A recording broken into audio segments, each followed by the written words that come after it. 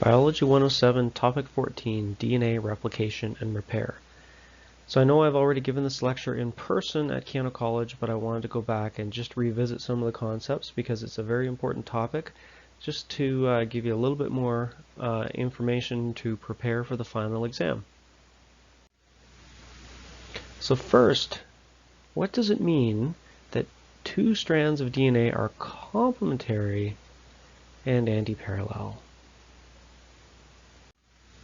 Complementary refers to base pairing between the strands. So if you take a look here, I have a double-stranded DNA double helix, and you probably know that A pairs with T and G pairs with C.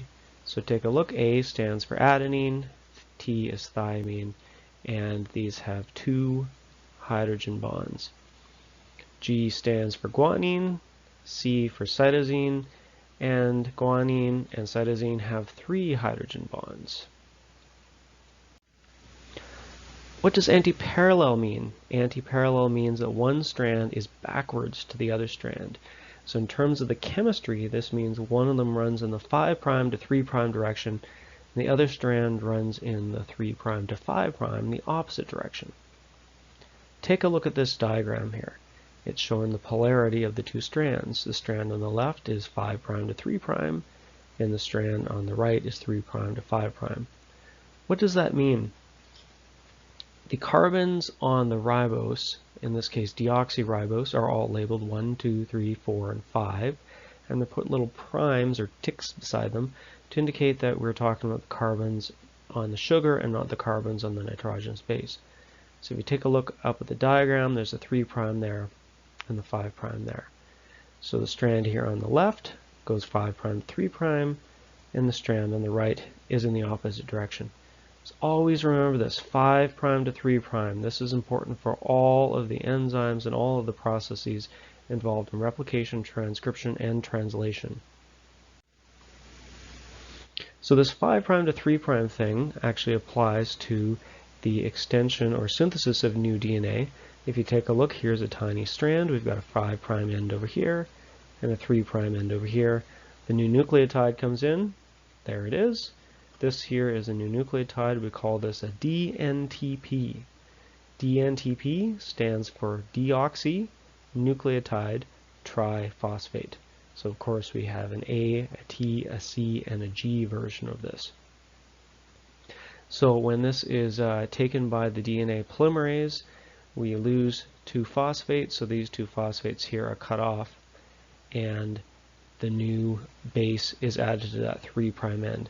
So the synthesis goes in the 5' to the 3' direction. So let's take a look at DNA replication. DNA replication starts at a particular sequence called the origin replication, ORI for short. Sometimes we put a little R here at the end, which is a superscript.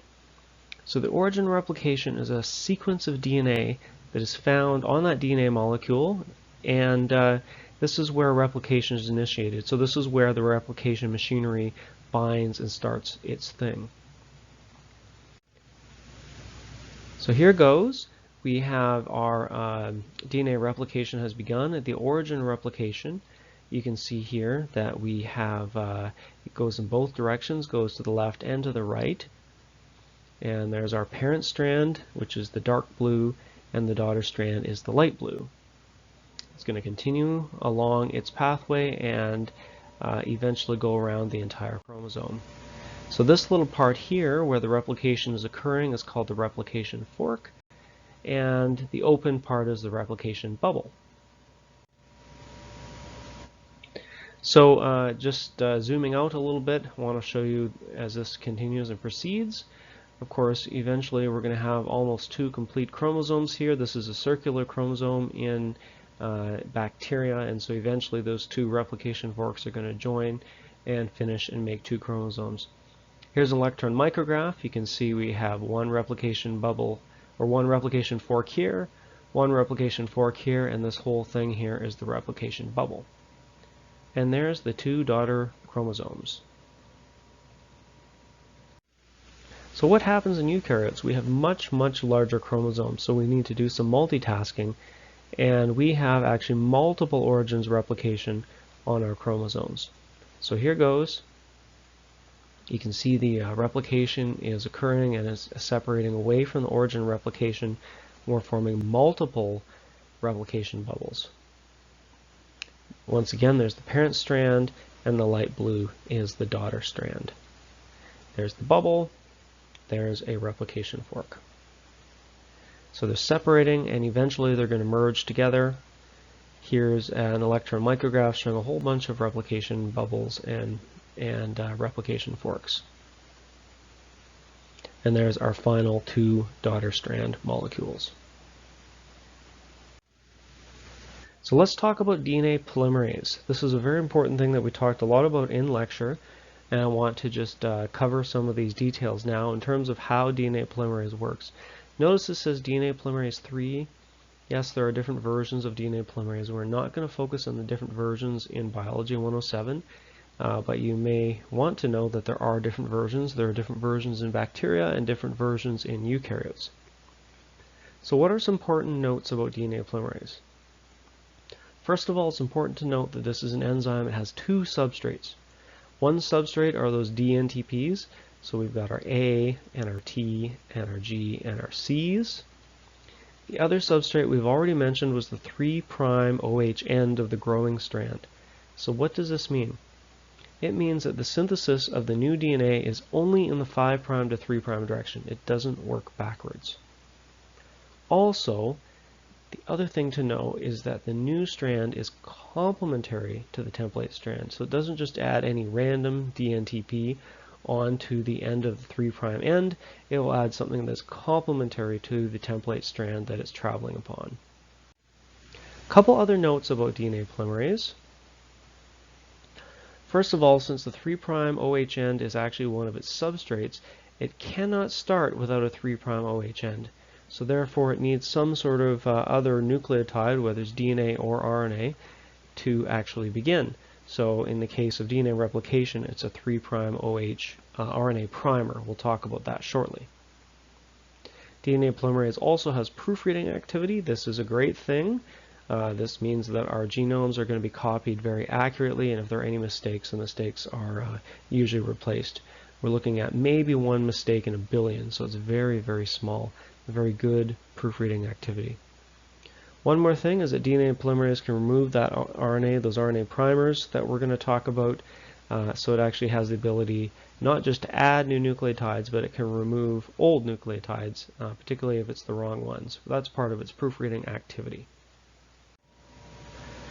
So here we are back to our DNA double-stranded molecule being synthesized, and just a reminder that we have two strands. So we have a template strand. This is what the DNA polymerase is going to look at and put a complementary nucleotide. So here is that nucleotide, that dNTP. So notice we have an A over here, and it's going to be matched with this T. There goes the T. It's going to match with the A. We're going to lose two phosphates. There they go. Two phosphates together are called pyrophosphate. And there's our new strand, and it's being synthesized in the 5' to 3' direction. So let's take a closer look at the DNA replication fork. So there's our DNA replication fork. We're kind of going to spend the rest of this lecture deconstructing it and looking over the details. So take a look here. We've got the DNA replication fork. Notice I have my strands labeled. We've got a 5' end and a 3' end. The other strand is anti-parallel with a 5' over here and a 3' over here. Notice the new strands also have 5' and 3' ends, and that they are anti-parallel to the parent strands. There's the origin replication, so that's where the replication has begun, and it's gone away. The replication has gone both in the left and right directions, as shown by these arrows here down at the bottom. There's the left one, and there is the right one.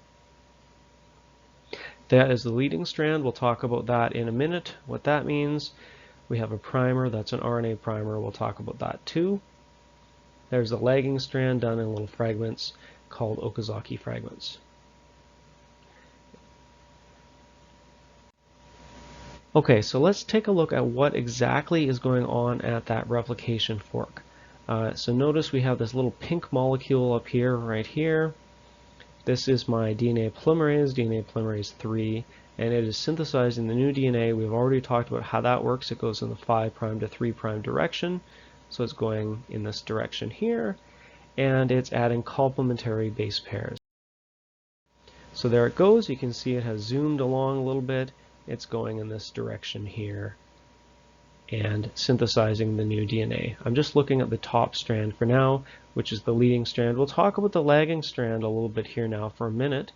Notice the lagging strand can only go in the 5' to 3' direction. So take a look at my arrows. 5' to 3' direction. So it synthesizes that little fragment, and then as that fork opens up, it's going to synthesize another fragment. So here's another fragment. Now it's starting on another fragment. So it goes one little piece at a time in these little Okazaki fragments. So let's take a closer look at the leading strand and all the steps that occur.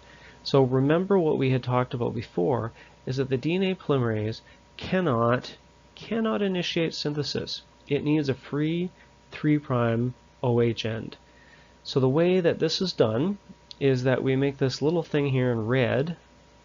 It's a little sequence of RNA, and that little sequence of RNA provides that 3' end, and this is done by an enzyme called primase. So once primase has added the RNA, the synthesis can occur, and here we go.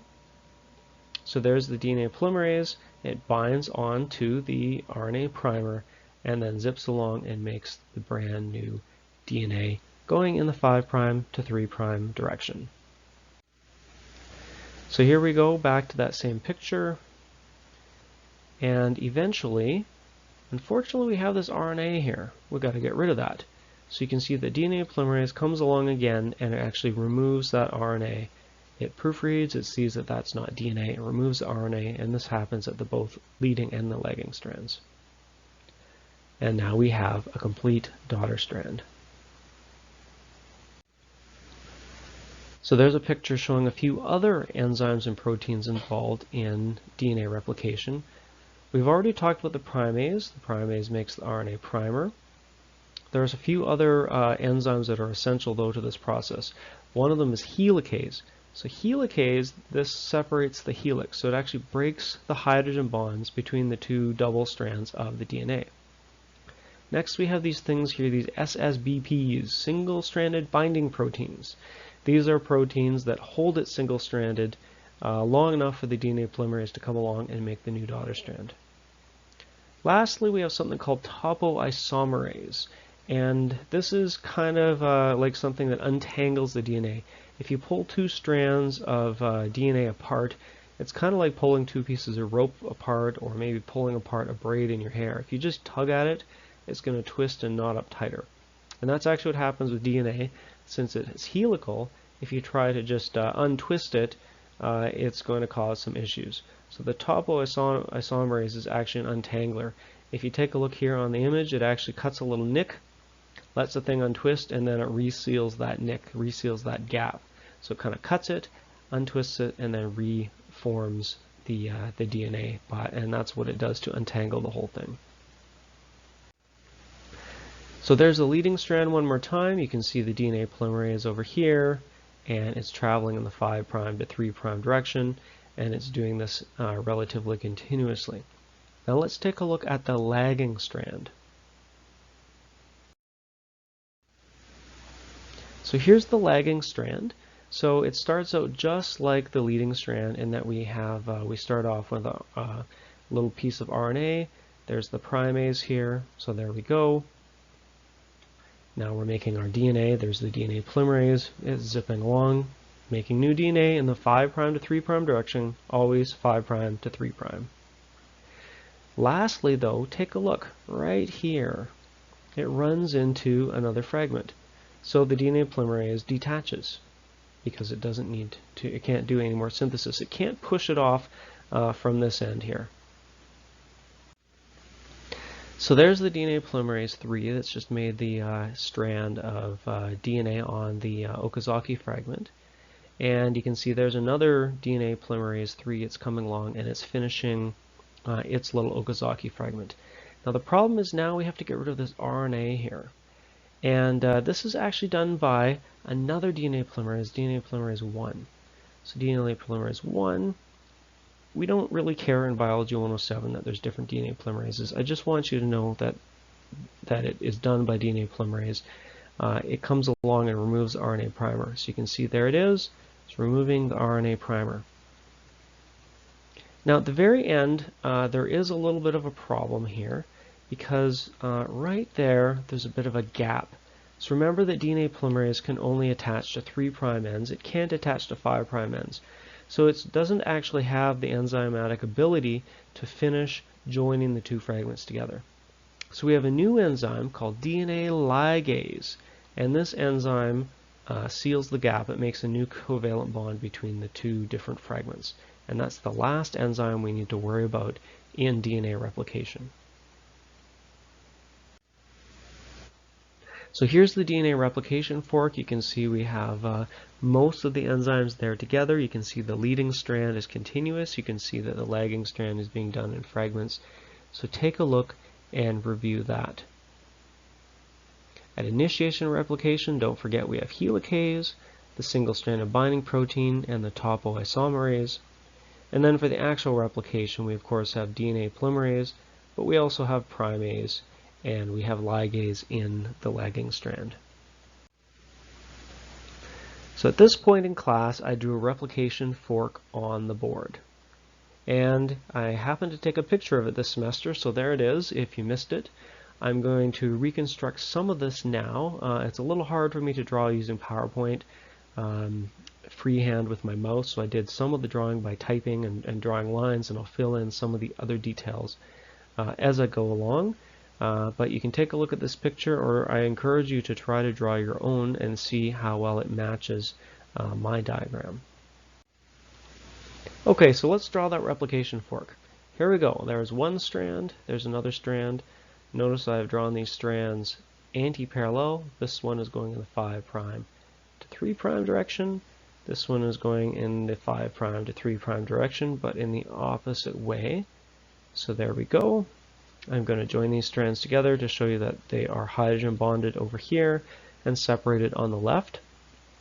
So there's my new strand of DNA that's about to be synthesized, so I will join these as well, like that. And notice this one is being synthesized in the 5' to 3' direction. There we go. So this, of course, is going to be the leading strand. It's continuous. I'm going to draw my DNA polymerase, and my DNA polymerase is found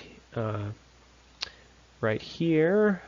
So there we go. It's an enzyme, and it's adding the new DNA in the 5' to 3' direction and complementary to the template strand. The next thing to add is the helicase. So sometimes people draw helicases looking like big wedges. I'm going to actually draw it. It's mostly found on one strand, so there it is. And of course it's going in this direction. It's separating out the two strands by breaking hydrogen bonds. Next we'll add our single-stranded binding proteins. So there we go, they're little proteins. They're going to hold this and not allow the hydrogen bonds to reform until the DNA polymerase has a chance to get in there and read the template strand. So there's our single-stranded binding proteins. Next on the list is the topoisomerase. So it's found somewhere upstream. There we go. And it is untangling and taking away knots in the DNA structure from the unwinding part. Okay, so let's draw our lagging strand. Now keep in mind I'm not quite doing this in the right order in the lagging strand. I just want to talk about the sequence of DNA replication as a part of this. So we're going to start here with our little RNA primer. And of course this is done by an enzyme. So the RNA, there we go. I'm going to add our hydrogen bonds, and this is done by an enzyme called primase. So there we go. Just draw my primase in there. So here's my other strand. Notice it has a little RNA primer here, and it has some new DNA right here. So this was of course done first before that previous strand. it was already completed. There's another strand here, another strand of DNA right here, and it was already produced as well. And of course, these strands are all in the 5' to 3' direction, so I'm going to add a little 5' to 3' there, and there's a 5' end here, and a 3' end there. So on this one here, I could be adding a little DNA polymerase, so there it is. Let me try the other tool. There's the other tool, there's my DNA polymerase, and it's being producing the new DNA there, complementary to the template strand. So the last enzyme that comes along after that DNA polymerase is done is the ligase. I'll draw that in black. So I guess I shouldn't have drawn the polymerase there because it's making it look a little confusing. I apologize for that. Let me know if you have any questions, of course. And the ligase is finishing the final step in the lagging strand, which is sealing the gap, attaching those two pieces of DNA together in those Okazaki fragments. So I hope you enjoyed my DNA replication fork. Here's the one that I drew on the board. That was way back in February, and hopefully this all makes lots of sense. So notice the one that I drew on the board here. I do have some notes about the enzymes, so DNA polymerase, helicase, single-stranded binding proteins, topoisomerase, primase, and DNA ligase.